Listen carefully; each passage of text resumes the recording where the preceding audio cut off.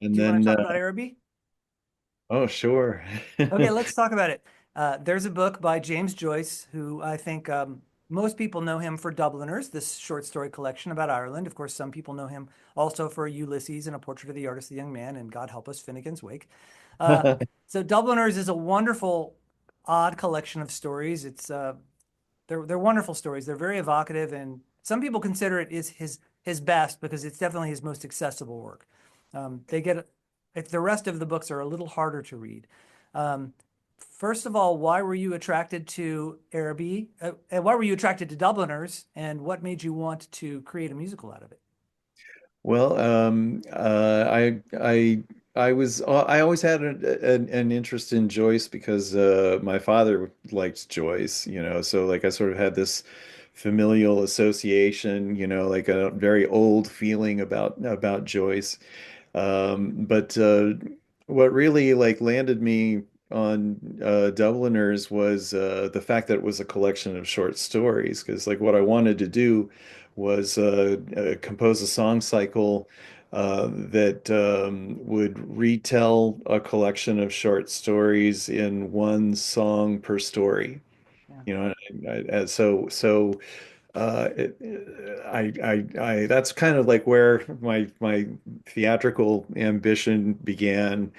The next thing that happens is like all of the legalities and permissions and fees involved in being granted the right to do this with somebody's literary work. And old James had died just long enough ago where by the time we were ready to get this going, he was like off a copyright. Yeah. That was part of it. I mean, it wasn't that that like sort of like callous a business decision to choose the work. I really did want to do it, but that's what kind of moved me to the fact that I was able to do it in the first place. Like it was like helped me do that. And yeah, it did it's I'm very proud of it. Like we performed it at the New York International Fringe Festival in 2011. I got the festival's composition award for it, and uh, I thought it got a whole lot of attention, and all these theater producers were talking to me, and I go and like have meetings with them and stuff, and like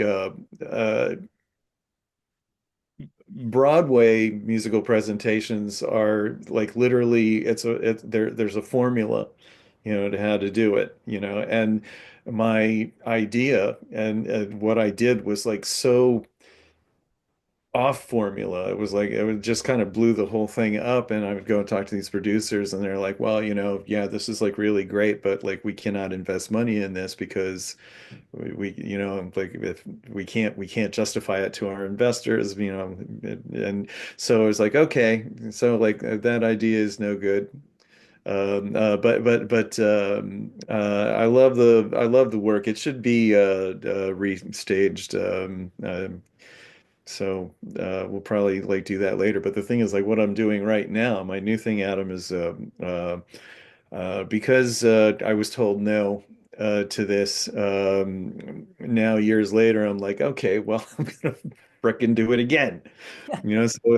So that's exactly what we did. Like my new song cycle is exactly the same thing, a collection of short stories, retelling the stories in one song each, but this time doing it with the work of the late American writer Richard Yates. Okay. And his collection of short stories is called 11 Kinds of Loneliness. And I got in touch with his daughter, and she gave me her blessing to work on it, and which meant a lot. And now we're gonna unveil our new song cycle based on this collection of short stories. Well, that's great. I'm unfamiliar with Richard Yates. I do read quite a bit, but that's not an author I'm familiar with. He I, he's best known for writing the novel Revolutionary Road, which was made into a movie some years back. I have heard of it, have not read it. Yeah, yeah, the writing is very dark, very dark. These are not happy stories, Yeah. but beautiful, beautifully written, and really, I was fascinated by them. Uh, and Yeah, this music is really crazy. It's more it's more like my early work than Araby. Araby is like very melodic and stuff. This stuff is just like really pushes the envelope. Yeah. Well, good luck with that. Before we leave Araby entirely, I did want to make one observation. I didn't have a chance to listen to all of it, but I did listen to three or four songs. Their performances on YouTube you can catch.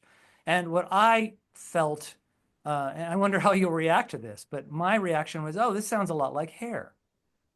Oh, I'm flattered by that.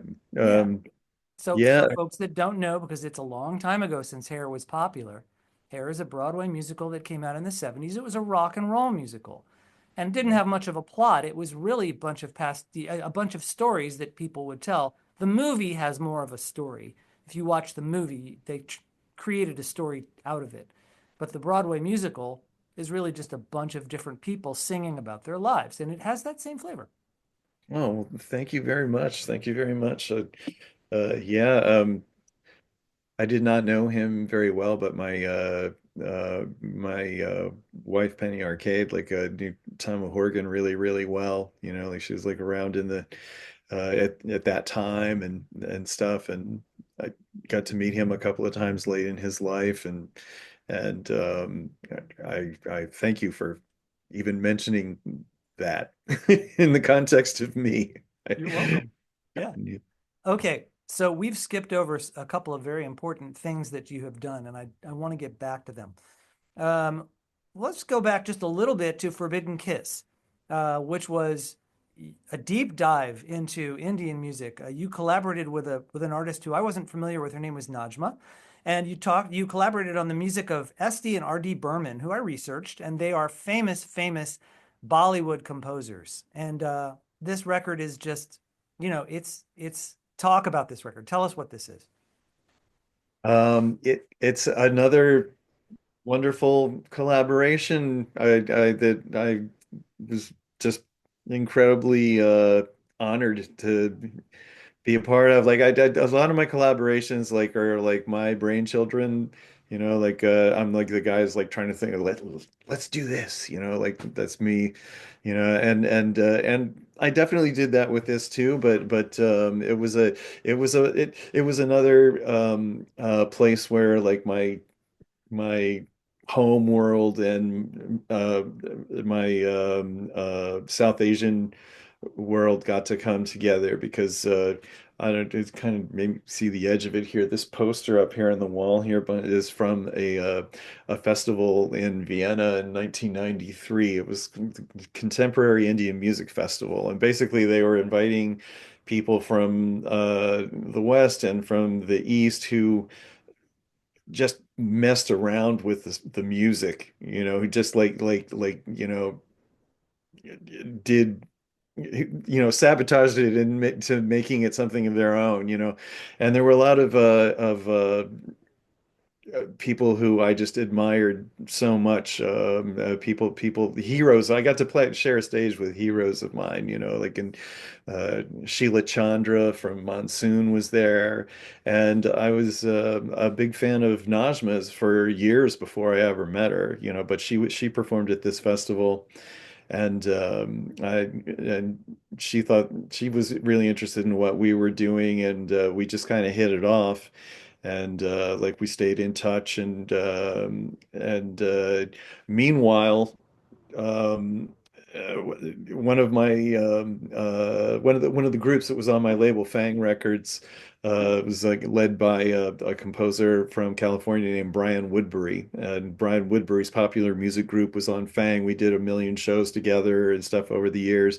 He's a composer who was his guruji was like Van Dyke Parks. He studied with Van Dyke Parks, Oh, wow. and he's a very eclectic person who's very interested in lots of different kinds of music, and he was also like way evolved beyond me in terms of understanding music theory and how to notate and arrange like in a formal way. You know, I'm like more of like a intuitive caveman kind of a person, like, and I didn't know how to score uh, instruments yet, and I needed those kind of skills to execute this idea, like, and the idea was, like I said to Najma, it's like, let's find a bunch of old Bollywood songs, and we'll just make them. We'll do them our way now. It's music from now, versions of these old great classic songs. And Brian had turned me on to S.D. Burman, who's like R.D. Burman was the son of S.D. Burman, and S.D. Burman was like one of the greatest, maybe the greatest Bollywood composer of like the 50s and 60s. He was like Bengali. And then his son Artie Burman, when he came of age, he was just as good at it as his dad. And the original idea was S.D. Burman, and then Najma said, "Let's do Artie songs too." And we had like a team of me and Brian and Church of Betty's drummer John Feinberg handled the percussion. The three of us arranged all these songs. So like they're like old Hindi film songs from the 50s and 60s and 70s, rearranged for what we were able to do in the 90s.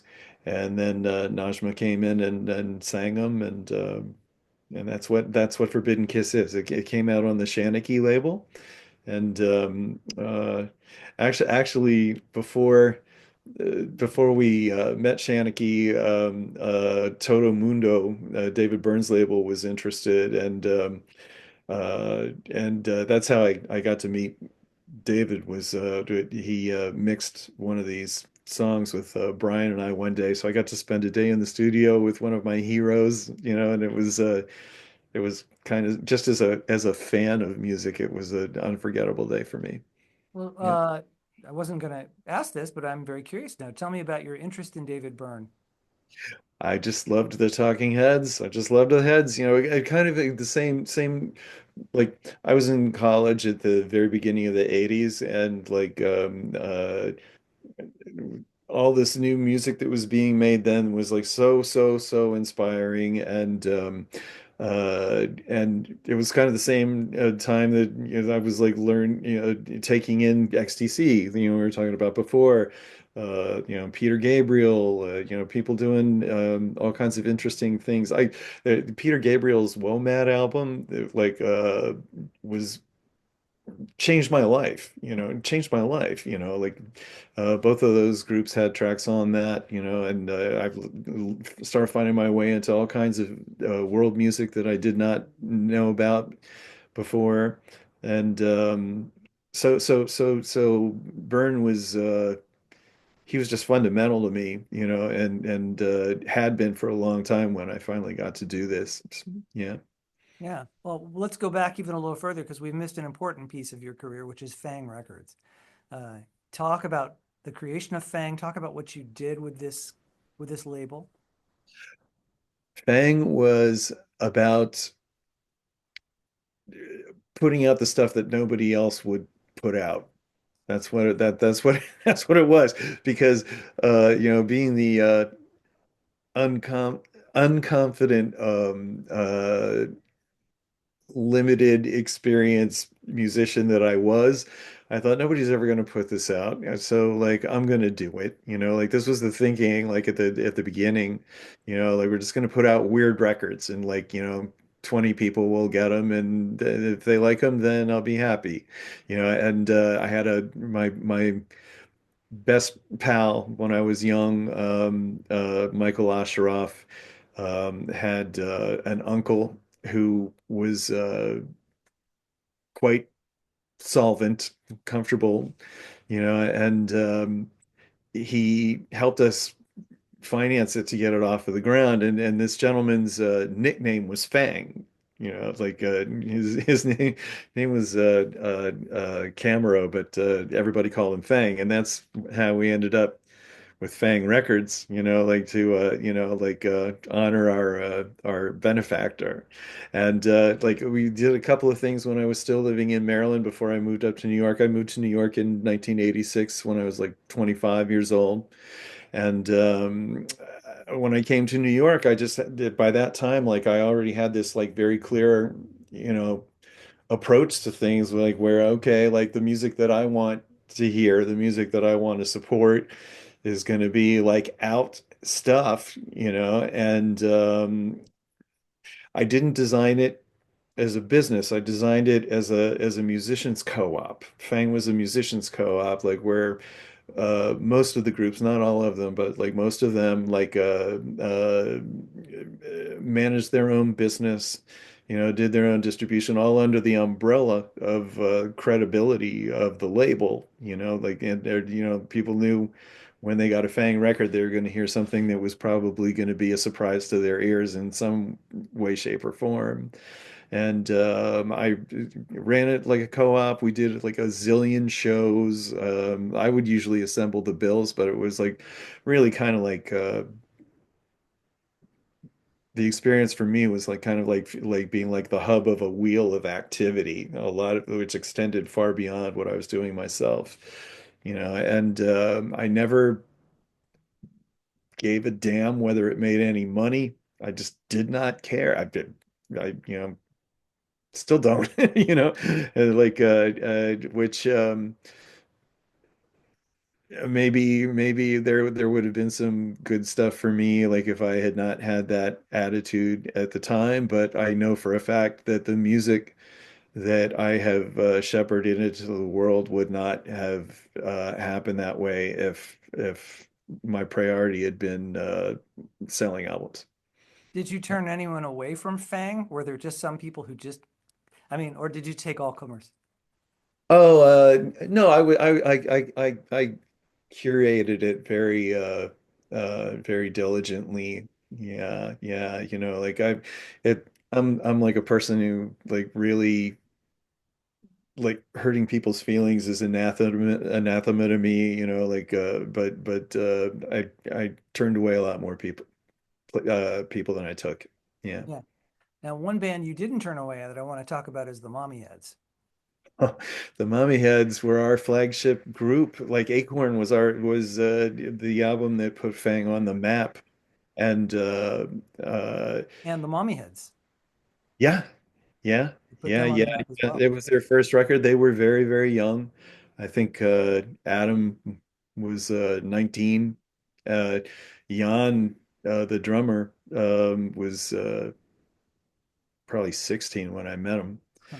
And these three teenage guys, like going out and just blowing everybody's brains out, man. Like people of all ages would come to these shows. They were very, very popular with people their own age, like but they they had to like play for a year or two before their fans were old enough to even get into the clubs to come and see them, and they just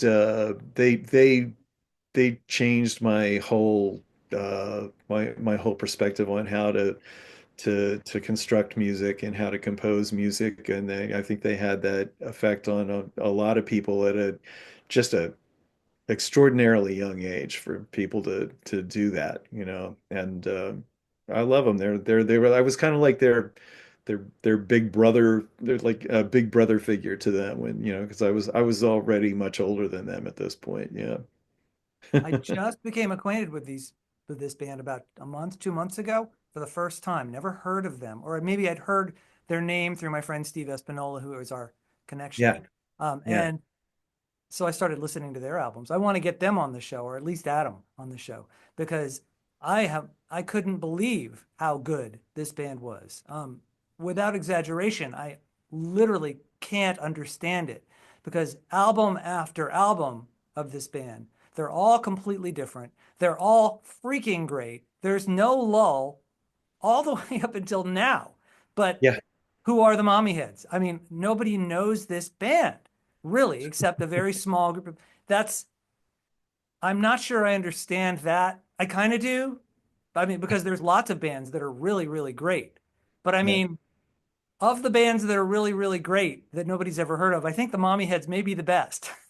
Oh, yeah, I'm with you. I'm with you. They're yeah, these things they kind of like happen in cycles, especially like in music, pop music, performers, artists tend to be younger and stuff.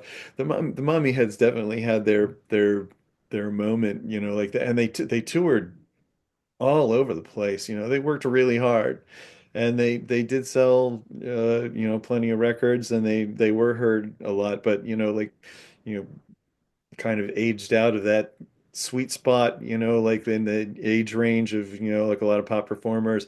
Adam, like myself, like he like eventually like had a family, but he kept all of his eggs in the basket of making music, and he actually has a very successful commercial business, like doing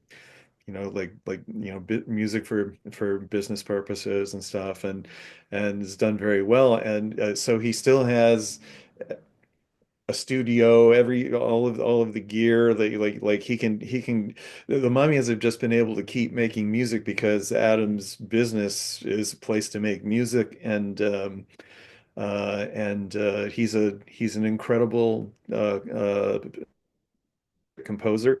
So they've been able to keep going, and they don't do it as often, but they have their little niches. Like they have a fervent audience in Sweden, for example. So like every year they'll like go over to Sweden and do a bunch of shows, and uh, he's really been able to make it work. I'm quite impressed and proud of him for what he's done. Are there other bands besides the Mommyheads that you think we should know about from those Fang days that you think stick out? 101 Crustaceans comes to mind. This was Ed Pastorini's group. You got it. Ed is like averse to promoting himself. He's a loner. He's an odd bird. He's a special guy. So he's kind of like secret knowledge, and he's very well known among progressive musicians of a certain age here in town, like and deeply loved and respected, but like virtually invisible to the public. And there's like very little presence of him like in like the cyber world and stuff, like you really kind of have to dig for him. But anybody who might see our conversation who was interested, I could hook them up. You can hook me up. I'm I interested. will hook you up, Adam. I'll get something to you when we're done. Yeah. Anything else? Any other groups that might be really worthwhile? Oh boy. A lot of them are just gone at this point, except one group that is still active that has done a ton of records on Fang over the years is a group called Life in a Blender. And Life in a Blender is a wonderful group. They're like a little more rooted in like rock and roll and like less of the progressive, although they do lots of innovative, interesting things in their arrangements and stuff. But it's a group. It's a really excellent group that's been together for like a long, long time. That's like sort of built around the songwriting of the lead singer, who's a dear friend of mine, Don Ralph, who's incredibly entertaining, funny, intelligent a guy, and this group's music is really interesting and very, very, very fun. Very fun. They're still a extremely popular live band downtown. Don lives in Seattle now, but he flies back to New York like several times a year, and they do shows. They actually, when Church of Buddy does our return show in May, we're doing it with them. Well, so we started this whole conversation with me talking about the post that I saw where you wish your work had left a deeper imprint on the zeitgeist. And you followed that up with another post quickly to let people know you weren't despondent. You were very happy with your life. I want to just follow up on that. What is the balance for you about You say you simply, you had your priorities, and the priorities were about making music and about living and connecting with people, and they weren't about securing that place in the zeitgeist. You didn't push that. So regrets, glad, where are you now? Do you still have hope? Because I can tell you that we need you. Well, thank you, thank you. Like I'll tell you, Adam, that post was it was like a little bit of a poke or like a prompt because I certainly don't have any regrets at all, and I'm like if I were hit by a bus tomorrow, like I would leave feeling like I'd had a just a blessed life, you know, no regrets at all. And those words about, you know, like wish deeper imprint on the zeitgeist are very carefully chosen because like it wasn't like, oh, nobody listened to me, you know, like that isn't what I was saying. Like I just my complete haplessness and self-sabotage with how I would you know, like my business attitude, you know, like everything I never really created opportunities for more for it to be heard like beyond like what I was doing. The other thing too is I was like just compulsively prolific, you know, I'd finish a project and it's like, okay, now it's time to do business with the project and then like start doing it. And like if it was you know, like when we were getting a lot of attention, it was a little bit easier. But for the most part, like if you have one and it's just like hard or whatever, then it's just like, "Oh, okay, I'm going to make another record." And just going, so it's just like constantly making work, you know, and now that I'm older and I'm not doing it that way anymore, and I look back on it, I just would love for it to land on more ears just because I think that people would like it. That's all. You know, so that's really what I was writing about. The thing is though, you know, like because of Fang, you know, because of like the community of downtown New York musicians and stuff, like when I wrote that, like I was kind of like doing this to the other players because I just know so many people who have feelings that are like this, and nobody ever says it, you know, because they're like embarrassed or, you know, like it feels like a narcissistic thing to say, or they don't want anybody to perceive them as like fallen short of what they could have been or whatever. I don't give a shit about any of that. I just don't care, you know. So I just kind of put that out there uh, to try to help people think about their feelings about what they've done, you know. So it was like you know, like when I put it up, like, you know, people were like writing me going like what are you talking about? Everybody loves you, or like you know, like, are you okay? Are you okay? I'm just like, yeah, man, I'm fine. I'm just messing with you. Well, it was well timed for me because that's something I have thought about also. Like you, I've produced way more work than I can share, and perhaps I produced it so much in order not to share it so much, to stay enmeshed in the making, perhaps to avoid sharing and avoid the responsibility of being in the zeitgeist, even self-sabotage to some extent, although it's not as tragic as that. Oh yeah, man. We're talking the same thing. Talking about the same thing. Yeah. Yeah. So it Yeah. was nice So to read. it's nice that we met because of that post. Yeah, Because we're like-minded. I agree. Chris Rael, what a pleasure to get to know you and to learn about the music and for you to come talk to me. Thank you so much for your time. Thank you so much for having me. I really enjoyed it, Adam, and I'll get some 101 crustaceans to you. Can't wait. Yeah. And audience, thank you as always for joining us. I hope you have enjoyed this. Hopefully, we can make it to 200 shows at some point. This is a real treat for me to make it to this milestone. If there's somebody you want me to interview, please let me know. And if you want to be on the show, hey, contact me. I might have you on as well. I would love to talk to you. Thanks, everybody. We'll see you next time.